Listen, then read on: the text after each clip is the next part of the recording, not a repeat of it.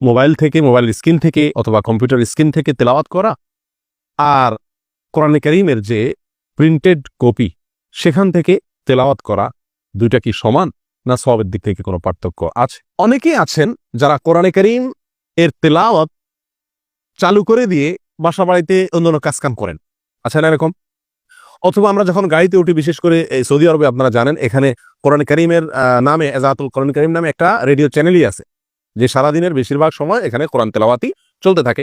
তো গাড়িতে উঠেই এই সুইচটা দিয়ে, আমরা রেডিও সুইচটা দিয়ে গাড়ি চালাতে থাকি, ড্রাইভ করি, এরকম দেখা যায় না? অনেকে আছেন যে ক্যাসেট চালিয়ে দিয়া বাসায় অন্যান্য কাজকাম করেন। এখন কথা হলো যে এটা জায়েজ আছে কিনা।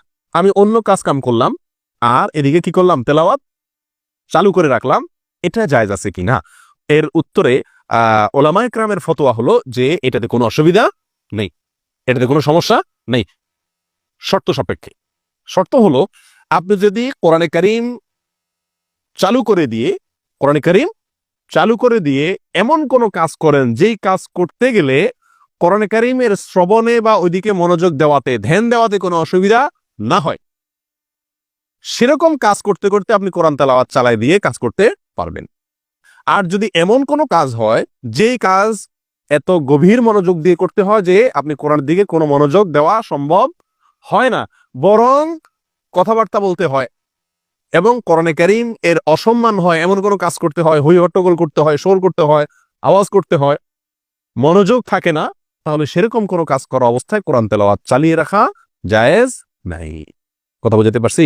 আল্লাহ সুবহানাহু ওয়া তাআলা কোরআনে কারীমের ভিতরে ইরশাদ করেছেন, ওয়া ইযা কুরিআল কুরআনু ফাসতামিউ লাহু ওয়া আনসিতু লাআল্লাকুম তুরহামুন। অর্থাৎ যখন কোরআন তেলাওয়াত করা হবে তখন তোমরা মনোযোগ সহকারে সেটাকে শুনবে। কি সহকারে শুনতে হবে? ফাসতামিউ, আল্লাহ বলেন নাই ফাসমাউ। ফাসমাউ এবং ফাসতামিউ আরবিতে এই দুটি শব্দের পার্থক্য হলো, ফাসমা মানে শোনো, সাধারণভাবে শোনা, অন্যদিকে মনে আছে এটাও শুনলাম, এটা হলো শোনা, সাধারণ শোনা। আর ফাসতামিউ মানে হলো মনোযোগ সহকারে, পূর্ণ মনোযোগ দিয়ে ভালো করে শোনা। আল্লাহ সুবহানাহু ওয়া তাআলা বলেন কোরআন যখন তেলাওয়াত করা হয়, পাঠ করা হয়, ফাসতামিউ লাহু, তখন সে পাঠকে মনোযোগ সহকারে শুনবে, ওয়া আনসিতু, শুধু শুনলেই হবে না, চুপ থাকতে হবে। শুনতে হবে এবং কি থাকতে হবে? চুপ থাকতে হবে। সুতরাং আপনি রেডিওতে কোরআন চালু করে রেখেছেন, ইউটিউবে কোরআন চালু করে রেখেছেন, মোবাইলের অডিও বা ভিডিও যে কোনো ফরম্যাটের কোরআন চালু করে রেখেছেন, ক্যাসেটে কোরআন চালু করে রেখেছেন, আর আপনি কাজ করছেন, বাসায় মা বোনরা রান্নাবাড়া করছেন, ঘোরালি কাজ করছেন, অথবা অফিসে আপনি অন্য কোনো কাজ করছেন, গাড়ি ড্রাইভ করছেন, তো এমন অবস্থায় জায়েজ হবে তখন যদি আপনার সেই কাজটি এমন হয় যেই কাজটির ফলে কোরআন শুনতে ব্যাঘাত না হয়। আছে না এরকম সহজ কাজ? ঘর ঝাড়ু দিচ্ছেন, কোরআন তেলাওয়াত শুনছেন, তাতে কোনো অসুবিধা নাই।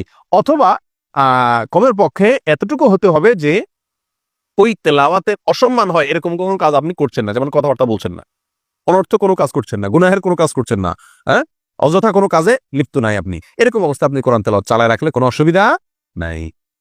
আপনি তেলাওয়াত চালু করে দিয়ে কথাবার্তা বলতেছেন, এরকম হয় না অনেক সময়? গাড়িতে অনেক লোককে দেখা যায় যে স্টার্ট করছেন, তেলাওয়াত চলতেছে, অথবা বাসা বাড়িতে তেলাওয়াত চলতেছে, অথবা মোবাইলে তেলাওয়াত চলতেছে, এদিকে তারা নিজেরা কি করতেছেন? বিভিন্ন দুনিয়াবি কথাবার্তা বলাবলি করতেছেন। এটা নিষেধ, এটা জায়েজ নাই। আল্লাহ সুবহানাহু ওয়া তাআলা কোরআন কারীমের ভিতরে মক্কার কাফেরদের একটি অবস্থা বর্ণনা করতে গিয়ে বলেন, কাফেররা ওয়াকালাল্লাযীনা কাফারু লা তাসমাউ লিহাযাল কুরআনি ওয়ালগাউ ফীহি লাআল্লাকুম তাগলিবুন। যারা কাফের, মক্কার মুশরিক যারা ছিল, কুরাইশের মুশরিক যারা ছিল, তারা একে অন্যকে বলতো, তাদের লোকদেরকে বলতো, অনুসারীদেরকে বলতো, লা তাসমাউ লিহাযাল কুরআন, তোমরা এই কোরআন শুনবা না, তোমরা এই কোরআন শুনবা না। ওয়ালগাউ ফীহি, আর যখন এই কোরআন তেলাওয়াত করবে কেউ, তখন তোমরা কি করবে? ডিস্টার্ব করবে। ওই তেলাওয়াতে কি করবে? ডিস্টার্ব করবে, বিঘ্ন সৃষ্টি করবে, অযথা কাজ করবে, অনর্থক কাজ করবে, হই হট্টগোল করবে। এটা কাফেররা একে অন্যকে নির্দেশ করত। প্রিয় ভাইরা, তাহলে আমরা যদি কোরআন তেলাওয়াত চলা অবস্থাতে হই হট্টগোল করি, অন্য কথাবার্তা বলি, হ্যাঁ, কোরআন কারীমের প্রতি বিমুখতা প্রমাণ হয়, এরকম কোনো আচরণ করি, তাহলে সেটা এই কাফেরদের সেই আচরণের সাথেই কি হয়ে যায়? সাদৃশ্য হয়ে যায়। এই জন্য এটা আমাদের জন্য করা কি নয়, উচিত না। মূলত কোরআনে কারীম হলো লৌহে মাহফুজের ভিতরে যে কোরআনে কারীম আছে, সেটি হলো কোরআনে কারীমের মূল কপি, এবং সেই কোরআনটাই দুনিয়াতে আল্লাহ সুবহানাহু ওয়া তাআলা জিবরাইল আলাইহিস সালামের মাধ্যমে আমাদের নবী সাল্লাল্লাহু আলাইহি ওয়াসাল্লামের কাছে পাঠিয়েছেন, প্রেরণ করেছেন, নাজিল করেছেন। সেটা বিভিন্ন রূপে আমরা পেয়ে থাকি। সেই কোরআনটা কখনো চামড়ার উপরে লিখিত পাই, কখনো আমরা কাগজে লিখিত পাই, কখনো আমরা পাথরে লিখিত পাই, কখনো আমরা অন্য কিছুতে লিখিত পাই। যেই অবস্থায় পাই না কেন সেটা কোরআনে কারীমের মর্যাদাই রাখে। সেই হিসেবে আপনার কোরআনে কারীমের সাফা যে কোরআন, প্রিন্টেড যে কোরআনের কপি, সেখানে তেলাওয়াত করা আর কম্পিউটারের স্ক্রিনে অথবা স্মার্টফোনে অথবা ট্যাবে, আইপ্যাডে কোরআনে কারীম এর যে কপি পাওয়া যায়, আপনার অ্যাপসগুলো পাওয়া যায়, সেখান থেকে দেখে দেখে কোরআনে কারীম তেলাওয়াত করা, উভয়টাই সমান, সওয়াবের দিক থেকে কোনো কম বেশি ইনশাআল্লাহ হবে না। নবী সাল্লাল্লাহু আলাইহি সাল্লাম আমাদেরকে কোরআনে কারীম তেলাওয়াতের বিষয়ে সুনির্দিষ্টভাবে কোনো ফরম্যাটে তেলাওয়াত করতে হবে এরকম কোনো বিষয় সরাসরি বা ইঙ্গিতে কোনোভাবেই বলে যান নাই।